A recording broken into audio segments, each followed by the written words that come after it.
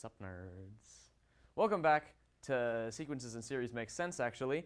And today, we're going to be talking about a special kind of series. In like all the tests we have been doing, like the comparison tests and the limit comparison tests and the integral tests, they have this little caveat that all the series that you're doing them on have to be positive. And not all series are positive. Sometimes they're all negative. Sometimes they go back and forth between positive and negative. But we're looking at a very specific type of series that has both positive and negative terms, and specifically alternates between positive and negative terms. So what does that look like? That seems a little bit like specific. It's going to look something like this. You're going to have the sum of some series. We don't really care what like our positive part of the series is, so we'll just call it a sub n. And then there's this funky little term called the alternator, which basically just makes it switch back and forth between positive and negative a sub n every term.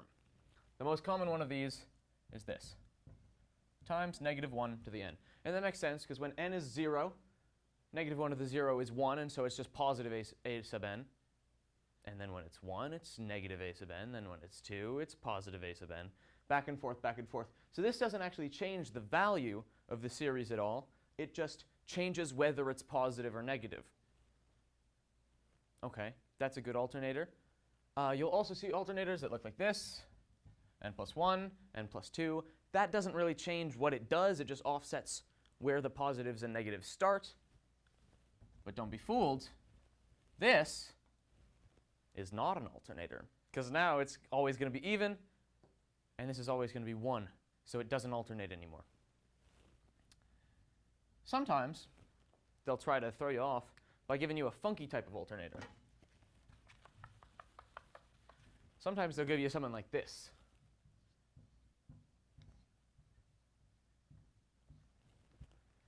And that looks entirely different, but it literally isn't at all. It just goes back and forth between -1 and 1, because cosine of 0 is 1.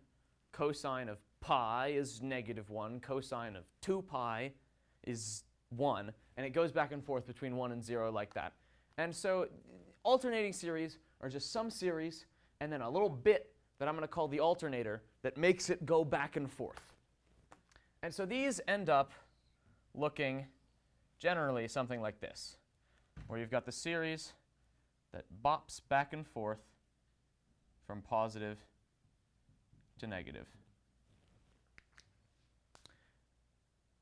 Notice that it always alternates back and forth. Don't get thrown off by things like if they just have like sine of n here. This isn't always going to go back and forth between positive and negative. There's going to be like positive, positive, negative, negative, negative, positive, negative. Like it's messy, and it changes the value of our series. We want something just like -1 to the n that goes directly back and forth every time.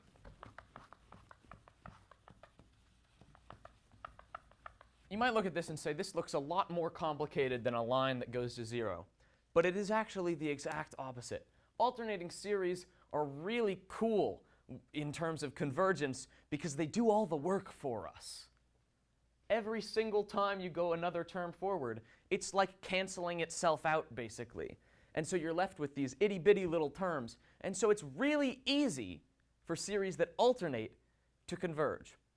There are, I guess, 3 requirements for the convergence of an alternating series. They just call it the alternating series convergence test. I've also heard it called the Leibniz test, but that's kind of silly. It's just, is it alternating? That's a good step for the alternating series test. Is it decreasing? So these things always have to go down. Like so in our series, a sub n and an alternator, we're just going to be, now that we've said that yes, it alternates, very cool, now we're just kind of going to ignore the alternator and look at just a sub n. You could think of this as the absolute value of the series, or you could think of it as just like ignoring the alternator. What that's going to do is it's going to like bring all these dots up here, so it just looks like a regular series. So first step has to be alternating, duh. Second step has to decrease.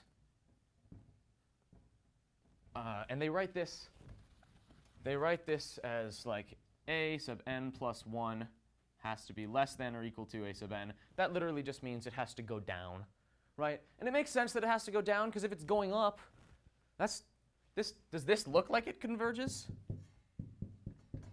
Like you're not going to get any value, because the difference between these points going up and down is getting bigger and bigger.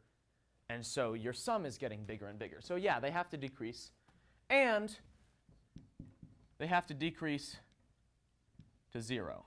So they're saying the limit as a sub n equals goes to infinity is 0. But that just means it goes down to 0. And so what they're saying is, if you have an alternating series that decreases to 0, so look, something like this, it has to converge. And that seems like very simplified. It seems like I did a lot of hand waving there. But it makes sense. And it can make series that shouldn't converge without alternating converge once they start going back and forth. Let's take, for example, ooh, this marker is being very mean today. Let's take, for example, 1 over n. You know that diverges. That's the harmonic series. What if we add our alternator? Now, our series looks like this. Bop, bop, bop, bop, bop, bop, bop, bop, bop. And this does. It decreases, right? 1 over n is always getting lower, and 1 over n is approaching 0. Let's look at what the graph of what our sum looks like. So this is the graph of a sub n. Let's graph s sub n. When n is 1, we start at 1. And then here, I'm going to write out the list. This looks like 1, negative 1/2. Oh, well, actually, OK. It actually looks like negative 1, positive 1/2. But I'm going to make it like this. So it starts at 1, negative 1/2, 1/3, negative 1/4, dot, dot, dot. And so the sum looks like this. We start up here at 1, and then we're subtracting 1/2 from that. So our sum goes down to there. And then we're adding 1/3, which is less than 1/2. So we're not quite getting back to that 1. We're going like there. And then we're subtracting 1/4, which is less than 1/3. So we're not quite getting all the way back down to 1/2. And so you see how since, that's so close to the other ones. Since the terms that we're like canceling out, since each of these is getting successively smaller, and it's getting successively smaller to 0, it means that like the difference between these little jumps is getting less and less, because it's never like regaining the ground that it lost. Like when we subtracted 1/2, we're never going to get back there, because we're adding 1/3 and then subtracting from that, and then adding something less and adding something less and adding something less, all the way until it looks like our sum converges. And that's what we're looking for. We just want this sum to go to some number. And so an alternating series, if it decreases and decreases to 0, always converges. That's called the alternating series test, but it's also just like true. As we've seen with this series, 1 over n alternating can make these series that don't converge normally converge. But also, given our criteria that it has to decrease and decrease to 0, convergent series all also meet that criteria. Like everything we've talked about, 1 over n squared decreases and decreases to 0, and the nth term test for divergence just says if it doesn't decrease to 0, then it doesn't converge. Right? So what we're saying is any convergent series that you make an alternator still converges. And there's a name for this. I don't know why. In AP Classroom, they make this like its whole own separate subunit, which is really silly, and it doesn't need to be. I like to just like lump it in with the idea of what an alternating series is. They say that if the absolute value of an alternating function converges, it's called it's absolutely convergent. Wow, that's simple. In other words, if you ignore the alternator, and it converges, then with the alternator, it converges, and they call that converging absolutely, because the absolute value converges. But as we saw with 1 over n alternating, the alternator can also make series that don't do this, converge. So if the absolute value of the series without the alternator, if that doesn't normally converge, but with the alternator it does converge, that series is called conditionally convergent. And so sometimes they'll ask you questions like, is this absolutely or conditionally convergent? And so the first step is do the alternating series test and say, yes, it's convergent. And then you look at the series without the alternator, take the absolute value, and see if that converges. And if it does, it's absolutely convergent because it converges no matter what. Otherwise, it's conditionally convergent because it needs that alternator. It needs that extra cancellation to make it go to 0. There is one more cool thing about these alternating sums. And it's that, like with most series, we don't really know where they go. We just know they go somewhere, right? Like unless it's a geometric series, which we have a formula for the sum of, we just say that they do converge. We don't say where they converge to. But with alternating series, we can't say where they go to, but we can know how close we are. Remember how when I was giving that demonstration of how the sum bounces back and forth and never recovers the ground that it's lost? That can tell us how close we are to the right answer. There is this little equation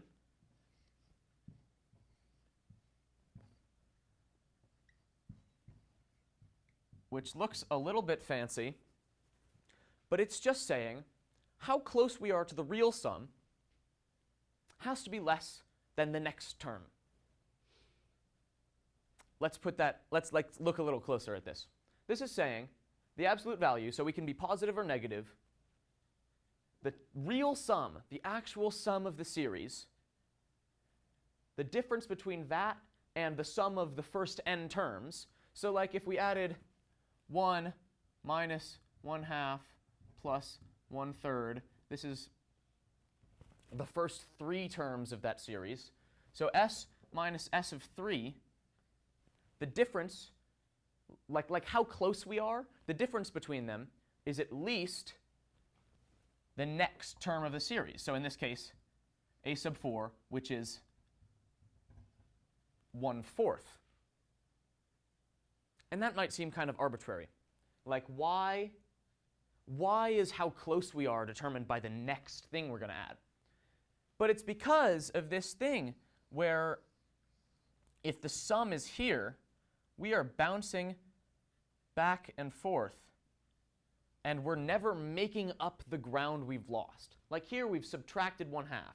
So at s of 2, the difference, the amount that we're close, how close we are at s of 2, in order for this to do the convergence thing, you saw that it's bouncing back and forth around this actual sum, because the things that you're adding are less every time. And since it's bouncing back and forth, we can say that the real sum, this line, has to be closer than s of 2 than the next jump, because the next jump overshoots the line, and then we correct with a subtraction, which is also an overshoot, which we then correct for, until we get closer and closer to the actual sum. And so what we're saying is that the next jump is going to overcorrect. And so where the sum is, right, remember this is the map of the sum, where the sum is closer to the actual sum than our next jump. So s minus s sub n, so where we're currently at, has to be like the difference. This is called the error bound. Like the error, we're off by at most this much, because we know that the n+1th jump, the n+1th term, overcorrects and gives us it goes too far And so we've now overshot the sum. But we know that that's the bound. That's like the farthest away from the sum we could be. We know that like we're off by less than this much. And that's really like useful because they can say, you can then like say, I'd like to get really, really close to the actual sum. I can't say what the sum is, but I'd like to get within like 1/100th of it. And so you look down your list and you say which s sub n term is like at least 1/100th, or a sub n term. So in this, like the 100th term of this series is 1/100. And so we know that the 99th sum is closer than 1/100th, right? And so that's a really useful tool for like seeing how close we are to the actual sum and getting arbitrarily close to an actual convergent value. And I think that's really interesting. So alternating series, it's this funky type of series that's very specific, but it converges really simply, and we can tell about where it's converging to. I think that's all I have for today. Sorry, this one was also kind of long. It's not as bad as yesterday's, which was like 30 minutes. But you know, alternating series, pretty cool.